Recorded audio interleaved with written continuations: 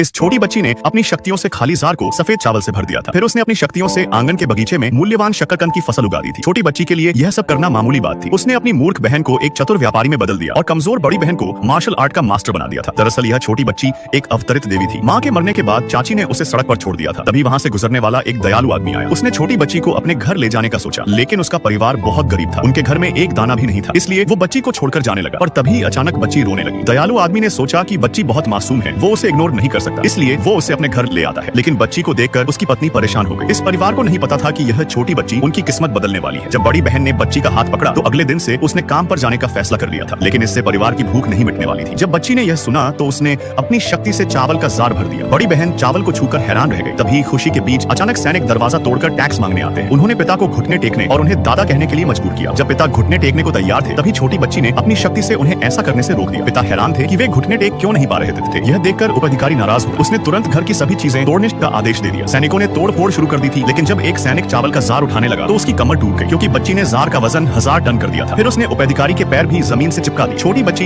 बहुत शक्तिशाली देवी थी। उपअधिकारी और सैनिक इस अजीब घटना से डरकर पीछे हट गए थे। इस बीच कमजोर माँ डर के मारे बेहोश हो गई थी। जब पिता डॉक्टर बुलाने जा रहे थे तभी बड़ी बहन ने बताया कि घर में पैसे बिल्कुल नहीं है। तभी पिता को याद आया कि उनके बगीचे में कुछ शकरकंद हैं, शायद उन्हें बेचकर कुछ पैसे मिल जाएं। लेकिन उनके शकरकंद बहुत बेकार थे, इसलिए छोटी बच्ची ने शकरकंद की गुणवत्ता बढ़ा दी। जब पिता ने अगली सुबह उनकी खुदाई की तो वे हैरान रह गए। सारे शकरकंद उत्कृष्ट रूप से पके हुए थे और उनका स्वाद बेमिसाल था। फिर दूसरी बहन छोटी बच्ची को लेकर शकरकंद बेचने बाजार चली आती है, लेकिन उनके सामने की दुकानदार और घर की मालकिन उन्हें परेशान करने लगी थी। वो कह रही थी कि उनकी शकरकंद कोई नहीं खरीदेगा क्योंकि ये खाने लायक नहीं है। उसने बड़ी बहन के पैर भी कुचल दिए थे। तभी छोटी बच्ची ने अपना जादू चलाया। उसने परिवार की दूसरी मूर्ख बहन का दिमाग तेज कर दिया था। इसके बाद दूसरी बहन पूरी तरह बदल गई। उसने मालकिन को ऐसे कड़े शब्द सुनाए कि भीड़ के कानों से खून निकलने लगे थे। फिर दूसरी बहन ने चतुराई और बुद्धिमत्ता से लोगों की भीड़ इकट्ठी की और अपने ताजा स्वादिष्ट शकरकंद की गारंटी दी कि अगर खराब निकले तो वो दोगुने पैसे लौटाएगी। दूसरी बहन ने कुल 80 युआन में शकरकंद बेच डाले और अभी भी काफी शकरकंद बचा हुआ था। घर जाते समय अचानक एक अमीर परिवार का युवा मालिक सामने आया जो बहुत बड़ा बेईमान था। उसने दूसरी बहन को छेड़ने की कोशिश की, लेकिन लड़की ने उसके हाथ को काट लिया। वो लड़की के साथ दुर्व्यवहार करने लगा था। जब बड़ी बहन उसे बचाने आई तो उस बेईमान लड़के ने उसे धक्का देकर नीचे गिरा दिया था। वो लाठी लेकर लड़ना चाहती थी, लेकिन एक चाचा ने आकर उसकी लाठी तोड़ दी। वो चाचा उस बेईमान लड़के का साथी था। यह सब देखकर छोटी बच्ची गुस्से में आ गई और उसने अपनी शक्ति से बड़ी बहन को मार्शल आर्ट की मास्टर बना दिया था। फिर बड़ी बहन ने उस बेईमान लड़के और उसके चाचा की जमकर बैंड बजा